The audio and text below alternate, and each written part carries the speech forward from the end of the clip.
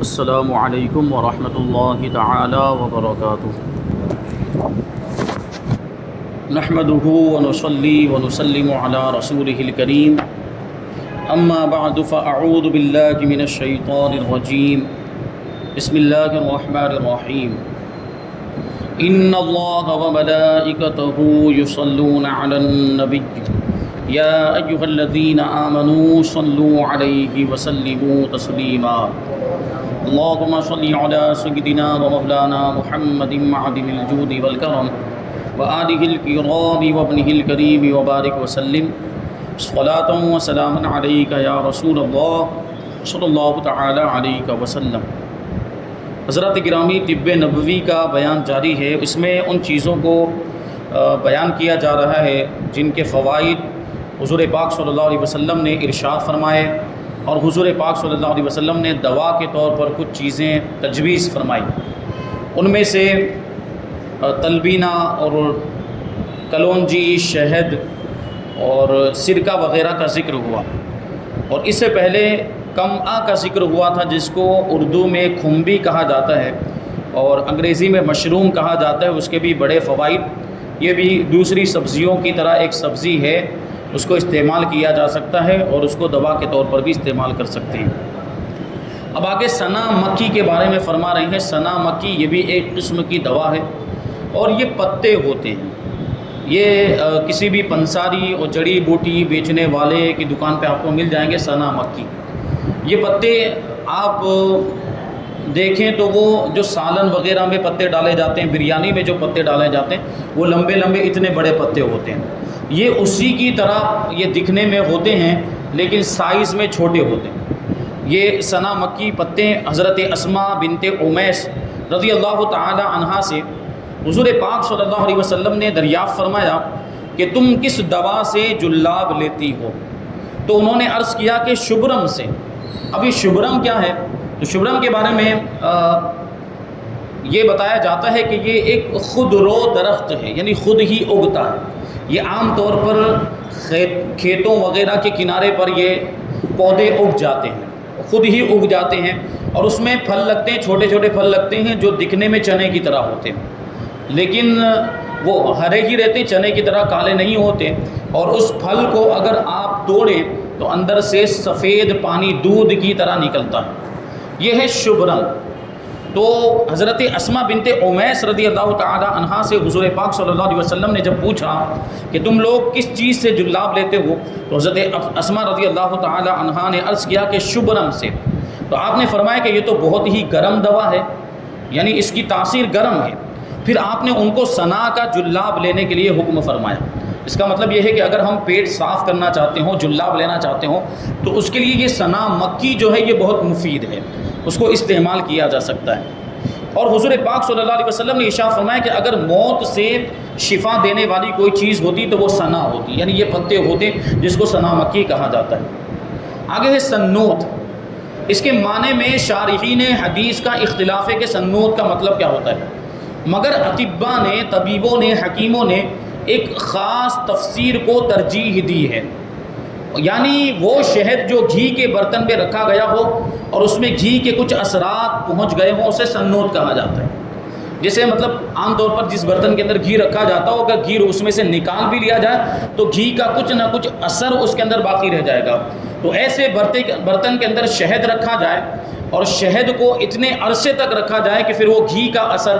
شہد کے اندر شامل ہو جائے، تو اس کو کہا جاتا ہے سنوت۔ حضور پاک صلی اللہ علیہ وسلم نے ارشاد فرمایا کہ تم لوگ سنا اور سنوت کو استعمال کرتے رہو کہ ان دونوں میں موت کے سوا تمام بیماریوں کی شفا ہے۔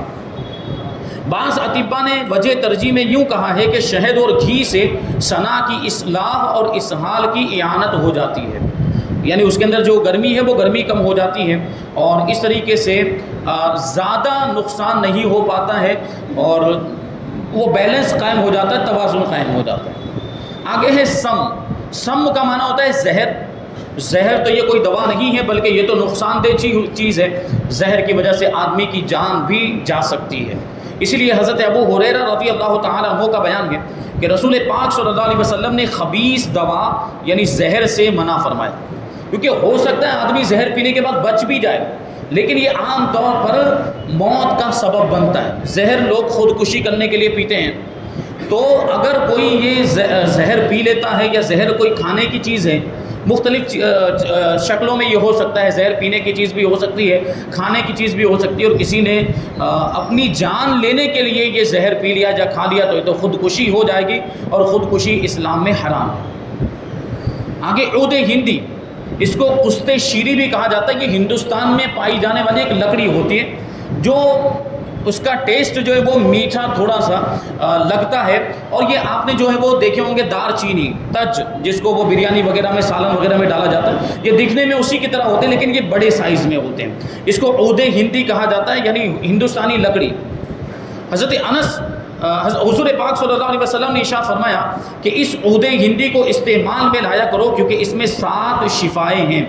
حلق میں کووں کے لیے اس کا صعود کرنا چاہیے، یعنی حلق میں جو کوے ٹونسلز ہوتے ہیں اس کی کبھی بیماری ہو جاتی ہے اور وہ ٹونسلز میں سوجن آ جاتی ہے، تو ایسے موقع پر اگر عود ہندی کو استعمال کیا جائے، یعنی اس کا عرق نکالنے کے بعد، اس کا رس نکالنے کے بعد اس کو گلے کے اندر ٹپکایا جائے، اس کی بوندیں، اس کے قطرے، تو ایسی صورت میں وہ اس میں مفید ہوگا، اور وہ جو ٹونسلز کی بیماری ہو جاتی ہے اس میں یہ فائدہ ہوگا۔ اور صعود جو طریقہ ہے، دوا پینے کا ایک طریقہ، دوا استعمال کرنے کا ایک طریقہ اس سے پہلے بیان کیا گیا، یعنی ناک میں سے دوا چڑھانا، اس کو کہا جاتا ہے صعود۔ تو یہ جو عود ہندی ہے، اس کا رس نکالنے کے بعد ناک میں سے اگر اس کو چڑھایا جائے تو یہ بڑا مفید ہے اور بہت ساری بیماریوں میں سے شفا ہو سکتی ہے، کیونکہ اس میں 7 شفائیں ہیں۔ اور نیمونیا کے لیے اس کا جوشاندہ پلانا چاہیے۔ نیمونیا اگر ہو جاتا ہے، جوشاندہ کا مطلب کہ پانی میں ڈال کر اس کو ابالا جائے، اس کو جوش دیا جائے، اور پھر اس کو گالنے کے بعد اس کو چھان لینا چاہیے، اور چھاننے کے بعد اس کے وہ پانی کو استعمال کرنا چاہیے، تو نیمونیا میں یہ فائدہ دے گا۔ اب دوائیں عرق النسا، سب سے پہلے تو عرق النسا یہ بیماری ہے، اس کے بارے میں آپ کو جاننا چاہیے کہ یہ کیسی بیماری ہے۔ ایک رگ ہوتی ہے جو یہاں کمر کے پاس سے پیچھے کی جانب سے ہوتے ہوئے نیچے ٹخنے تک پہنچتی ہے، اور جب یہ آدمی کو بیماری ہو جاتی ہے تو اس نس میں اس شدید قسم کا درد ہوتا ہے جس کی وجہ سے آدمی چل پھر بھی نہیں پاتا۔ اس بیماری کو عرق النسا کہا جاتا ہے، اور یہ ہو جاتی ہے، پتہ نہیں انگلش میں اس بیماری کا کیا نام ہوگا، لیکن یہ بیماری پاؤں کی تکلیف ہوتی ہے جس کی وجہ سے چلنا پھرنا مشکل ہو جاتا ہے۔ حضرت انس رضی اللہ تعالیٰ عنہ نے کہا کہ میں نے رسول پاک صلی اللہ علیہ وسلم کو یہ فرماتے ہوئے سنا کہ جنگل میں چرنے والی بکری کے سرین کو گلا کر 3 ٹکڑے کر لیے جائیں، اور 3 دن تک نہار منہ ایک ٹکڑا کھائیں، اس میں عرق النسا کی شفا ہے۔ یعنی پیچھے بکری کے پیچھے والے حصے کا گوشت کا ٹکڑا لے لیا جائے اور اس کو گلا کر اچھی طرح سے اس کو 3 دن تک استعمال کیا جائے، اور نہار منہ جو کہا جاتا ہے، بار بار یہ لفظ آپ سنتے ہوں گے کہ فلاں چیز نہار منہ کھانی ہے، فلاں دوا جو ہے وہ نہار منہ پینی ہے، اس کو استعمال کرنا ہے نہار منہ۔ تو نہار منہ کا کچھ لوگ یہ مطلب سمجھتے ہیں کہ سو کر اٹھنے کے بعد فوراً اس دوا کو کھا لیا جائے اور منہ صاف بھی نہ کیا جائے۔ نہار منہ کا مطلب ہوتا ہے کہ سو کر اٹھیں، منہ صاف کر سکتے ہیں آپ، مسواک کر سکتے ہیں، برش بھی کر سکتے ہیں، اور اس کے بعد منہ صاف کر لینے کے بعد کوئی بھی چیز کھانے پینے سے پہلے یہ چیز استعمال کی جائے، اس کو نہار منہ دوا پینا یا استعمال کرنا کہتے ہیں۔ اب آگے حرام دواؤں کے بارے میں فرمائیں گے کہ حرام چیزوں سے علاج کرنا کیسا ہے۔ حضور پاک صلی اللہ علیہ وسلم نے ارشاد فرمایا کہ اللہ تعالیٰ نے بیماری بھی اتاری ہے اور دوا بھی اتاری ہے، اور ہر بیماری کی دوا بنا دی ہے، لہٰذا تم لوگ دوا کرو مگر حرام چیز سے دوا علاج مت کرو، کیونکہ حرام چیزوں کے اندر شفا نہیں۔ ابھی بہت سے لوگ جو ہیں کہ یہ اس طرح کی باتیں سننے میں آتی کہ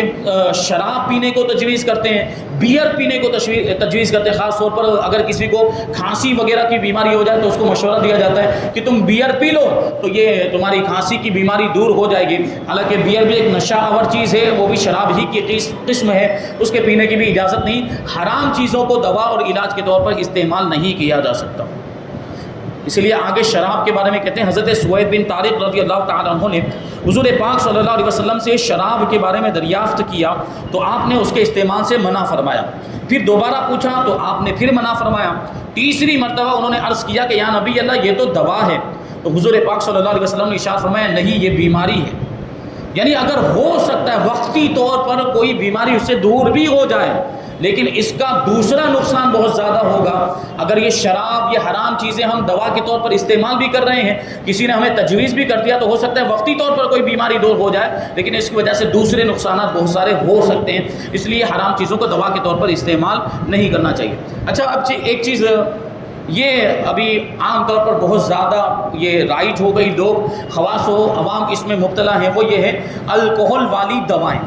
اور عام طور پر جو انگریزی دوائیں ملتی ہیں، ایلوپیتھک یا ہومیوپیتھک دوائیں، ان میں الکحل بہت زیادہ مقدار میں شامل کیا جاتا ہے، اور الکحل بھی فرمایا، اس کے بارے میں علماء فرماتے ہیں کہ یہ بھی شراب ہی کی قسم ہے۔ تو ایسی دواؤں کا کیا حکم ہوگا؟ تو چونکہ اس میں عموم بلوا ہو چکا ہے، یعنی عام طور پر لوگ اس میں مبتلا ہو چکے ہیں، اور اس کا کوئی متبادل یعنی دوسری کوئی دوا آسانی کے ساتھ نہیں ملتی، ایسی کوئی دوا جس میں الکحل شامل نہ کیا گیا ہو، اس لیے علماء کرام نے ایسی دواؤں کی اجازت دی ہے جن میں الکحل شامل ہو، دوا کی نیت سے اس کو استعمال کیا جا سکتا ہے۔ اب آگے فرماتے زخموں کا علاج۔ حضرت سہل بن سعد ساعدی رضی اللہ تعالیٰ عنہ کہتے ہیں کہ جنگ احد کے دن حضور پاک صلی اللہ علیہ وسلم کے دندان مبارک شہید ہو گئے، اور لوہے کی ٹوپی آپ کے سر اقدس پر توڑ ڈالی گئی، اور اس کی کڑیاں جو ہے وہ حضور پاک صلی اللہ علیہ وسلم کے رخسار مبارک میں گڑ گئیں۔ تو حضرت فاطمہ رضی اللہ تعالی عنہا چہرہ انور سے خون دھو رہی تھی، اور حضرت علی رضی اللہ تعالیٰ عنہ ڈھال میں پانی رکھ کر زخم پر بہا رہے تھے۔ لیکن جب خون بہنے کا سلسلہ بڑھتا ہی رہا تو حضرت فاطمہ رضی اللہ تعالی عنہا نے کھجور کی چٹائی کا ایک ٹکڑا لیا اور اس کو جلا کر راکھ بنا ڈالا، پھر اسی راکھ کو زخموں پر چپکا دیا تو خون بہنا بند ہو گیا۔ اگر کبھی ایسی کوئی کیفیت پیدا ہو جائے کہ زخم ہو گیا اور خون بند نہ ہو رہا ہو، تو اس طرح یہ کھجور کی چھال کو جلا کر اس کی راکھ کو اگر ہم لگا دیں زخم کے اوپر تو انشاءاللہ وہ خون بہنا بند ہو جائے گا۔ طاعون یعنی پلیگ، اس کے بارے میں رسول پاک صلی اللہ علیہ وسلم نے ارشاد فرمایا کہ یہ ایک عذاب ہے جس کو اللہ تعالیٰ نے بنی اسرائیل پر بھیجا تھا۔ جب تم سنو کہ کسی زمین میں طاعون پھیل گیا ہے یعنی پلیگ پھیل گیا ہے تو تم اس زمین میں داخل نہ ہوا کرو، اور جب تمہاری زمین میں طاعون آ جائے تو اس زمین سے نکل کر نہ بھاگو۔ یہ اعتقاد کی، عقیدے کی کمزوری سے بچانے کے لیے حضور پاک صلی اللہ علیہ وسلم نے یہ ارشاد فرمایا کہ جہاں کہیں دوسری جگہ پر اگر طاعون یا ایسی کوئی وبائی بیماری پھیل گئی ہو تو وہاں پر جانا نہیں چاہیے، اور اگر ہمارے علاقے میں، ہماری بستی اور آبادی میں ایسی کوئی وبائی بیماری پھیل گئی ہو تو وہاں سے بھاگنا بھی نہیں چاہیے، کیونکہ دیکھیں یہ تو ظاہری اسباب ہیں، بیماری کا ہو جانا یہ ظاہری اسباب، ورنہ حقیقت میں اللہ تبارک و تعالیٰ کی اجازت اور اس کے حکم کے بغیر کسی کو بھی کوئی بیماری نہیں ہو سکتی۔ اللہ تبارک و تعالیٰ کی مرضی کے بغیر، جیسے ابھی ماضی قریب کے اندر کورونا وائرس کی بیماری پھیلی تو اللہ تبارک و تعالیٰ نے جس کو چاہا وہ اس کو وہ بیماری ہوئی، اور یہ سوچ کر کہ ہم اگر کہیں بھاگ جاتے تو بچ جاتے، جنگلوں میں چلے جاتے تو بچ جاتے، تو بہت سے لوگوں نے بہت سی کوششیں کر کے دیکھ لی، لیکن جن کو ہونا تھا وہ ہو کر ہی رہا۔ کمروں میں لوگ بند بھی ہو گئے، تالے لگا دیے، کیا کیا مسائل تھے، لیکن اس کے باوجود جن کو ہونا تھا ان کو ہو گیا۔ تو یہ اعتقاد کی کمزوری سے بچانے کے لیے کہ اگر ہم وہاں گئے جہاں پلیگ کی بیماری، طاعون کی بیماری پھیلی ہوئی اور ہم کو وہ خدا نہ خواستہ بیماری ہو گئی، تو یہ اعتقاد پیدا ہو جائے گا، یہ عقیدہ کہ یہاں نہ آتا تو یہ بیماری مجھے نہ ہوتی، یہ ذہن میں بات آ سکتی۔ اسی طریقے سے اگر ہمارے علاقے میں، ہماری بستی میں اگر یہ بیماری ہو گئی اور ہم وہاں سے بھاگ گئے تو ضروری تھوڑی ہے کہ اس سے بچ جائیں گے، ہو سکتا ہے بھاگنے کے باوجود بھی اس بیماری میں مبتلا ہو جائیں اور مر جائیں۔ اس لیے یہ حکم ہے کہ جہاں وبائی بیماری پھیلی وہاں جانا نہیں چاہیے، اور اگر ہمارے علاقے میں کوئی وبائی بیماری پھیلی ہو تو وہاں سے بھاگنا بھی نہیں چاہیے۔ اب آگے اناڑی طبیب یعنی جاہل طبیبوں کے بارے میں، جو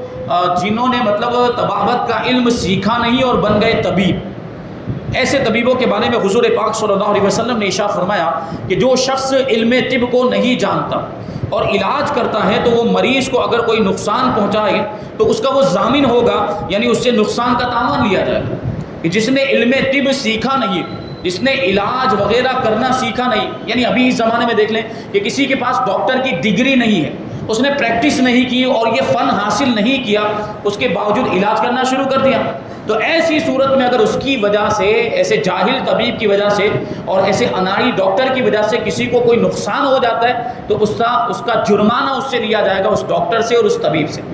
کیونکہ نہ جاننے کے باوجود وہ علاج کر رہا ہے۔ آگے ہے بخار، ایک شخص نے حضور پاک صلی اللہ علیہ وسلم کے روبرو یعنی آپ کی بارگاہ میں بخار کو گالی دی، یعنی بخار کو برا کہا، تو حضور پاک صلی اللہ علیہ وسلم نے ارشاد فرمایا کہ تم بخار کو گالی مت دو، بخار کی بیماری مریض کے گناہوں کو اس طرح دور کر دیتی ہے جس طرح آگ لوہے کے میل کو دور کر دیتی ہے۔ اسی وجہ سے فرماتے ہیں کہ جب بخار ہو جائے تو 2 دن تک دوا نہیں کرنی چاہیے، 2 دن تک انتظار کرنا چاہیے اور تیسرے دن علاج کرنا چاہیے، کیونکہ یہ اس میں دیکھیں گناہوں کا کفارہ تو ہے، گناہ جھڑ جاتے ہیں بخار کی وجہ سے، اور بخار کی وجہ سے جسم کی بہت ساری خرابیاں بھی دور ہو جاتی ہیں، جسم میں جو مفسدات اور کچھ ایسی خرابیاں پیدا ہو گئی ہوتی ہیں وہ بھی بخار کی وجہ سے نکل جاتی ہیں۔ اسی وجہ سے فرمایا گیا کہ 2 دن تک علاج نہیں کروانا چاہیے، یا کم سے کم 1 دن تو انتظار کرنا چاہیے، اس کے بعد بخار کا علاج کروانا چاہیے۔ بخار کا ایک علاج حضور پاک صلی اللہ علیہ وسلم نے ارشاد فرمایا کہ بخار جہنم کے جوش مارنے سے ہے، لہٰذا تم لوگ اس کو پانی سے پلا کر یا غسل کرا کر ٹھنڈا کرو۔ اب یہاں پہ ایک بات ذہن میں رہنی چاہیے کہ یہ ایک مخصوص قسم کا بخار ہے جس کا علاج حضور پاک صلی اللہ علیہ وسلم نے پانی بتایا، یعنی پانی میں غسل دے دیا جائے، مریض کو ٹھنڈے پانی میں نہلا دیا جائے یا اس کو ٹھنڈا پانی پلایا جائے کثرت کے ساتھ، تو وہ بخار اچھا ہو جائے گا۔ یہ ایک مخصوص قسم کا بخار جو عرب میں پایا جاتا ہے، عرب میں ہوتا ہے، اور وہ عام طور پر لو لگنے کی وجہ سے ہوتا ہے، گرم ہوا کے تھپیڑے لگنے کی وجہ سے یہ بخار ہو جاتا ہے۔ اس کا علاج پانی کے ذریعے سے کیا جا سکتا ہے، لیکن یہ بخار کی بہت ساری قسمیں ہیں اور مختلف قسم کے بخار ہوتے ہیں، سب میں یہ علاج مفید نہیں ہو سکتا۔ ہو سکتا ہے کہ کسی بخار کے اندر، کسی مخصوص قسم کے بخار کے اندر پانی نقصان دہ ہو، جیسے کہ عام طور پر جو جاڑا بخار ہوتا ہے جس میں ٹھنڈی لگتی ہے، اگر اس میں پانی استعمال کیا جائے یا اس کو نہلایا جائے تو اس بخار میں اور اضافہ ہو جاتا ہے، اس لیے کہ ہر بخار کے اندر یہ طریقہ استعمال نہیں کیا جا سکتا۔ فرماتے ہیں بخار کا یہ علاج ایک خاص قسم کے بخار کا علاج ہے جو عرب میں ہوتا ہے، جس کو اطباء صفراوی بخار یعنی جسم کی رطوبتوں میں تبدیلی آنے کی وجہ سے بخار ہو جاتا ہے،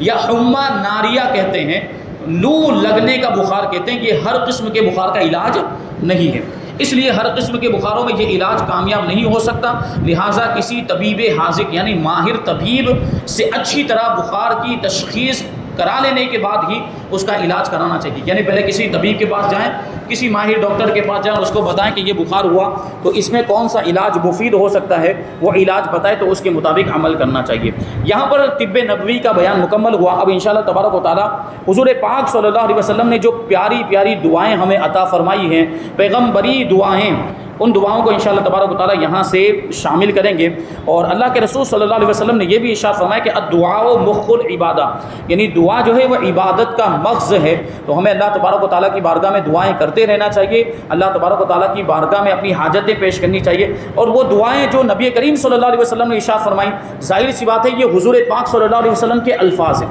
ہم اپنے الفاظ میں دعا کریں تو ہو سکتا ہے اس میں اثر ہو یا نہ ہو، لیکن یہ حضور پاک صلی اللہ علیہ وسلم کے الفاظ ہیں، اگر حضور کے الفاظ میں دعا کی جائے تو پھر قبولیت کی امید بہت زیادہ بڑھ جایا کرتی ہے۔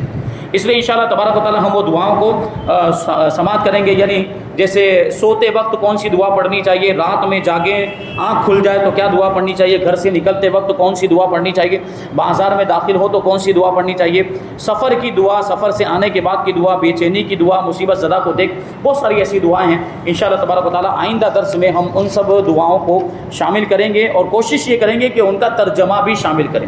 کیونکہ ہم دعائیں، بہت سی دعائیں ایسی ہوگی جو آپ کو بھی یاد ہوگی اور آپ بھی پڑھتے رہتے ہوں گے، بہت سی ایسی دعائیں ہوں گی جیسے کھانے سے پہلے کی دعا، کھانے کے بعد کی دعا، عام طور پر سب کو یاد ہوتی ہے اور سب پڑھتے بھی ہیں، لیکن ترجمہ اور اس کا مطلب اور اس کا معنی معلوم نہیں ہوتا۔ تو انشاءاللہ ہم یہ کوشش کریں گے کہ ان دعاؤں کے ساتھ ان کا معنی بھی بتائیں، ان کا ترجمہ بھی بتائیں، تاکہ وہ دعا جب ہم پڑھیں گے، سمجھ کر پڑھیں گے تو اس میں ایک الگ ہی لطف ہوگا۔ اللہ تبارک و تعالیٰ کی بارگاہ میں دعا ہے کہ جو کچھ بھی بیان ہوا اس پر ہم سب کو عمل کرنے کی توفیق عطا فرمائے، حضور پاک صلی اللہ علیہ وسلم کی سیرت طیبہ پر ہم سب کو چلنے کی توفیق عطا فرمائے، حضور کے بتائے ہوئے چلے ہوئے راستے پر ہم سب کو چلنے کی توفیق عطا فرمائے، اور حضور پاک صلی اللہ علیہ وسلم کی سچی پکی محبت ہم سب کے دلوں میں پیدا فرمائے۔ وما علینا الا البلاغ۔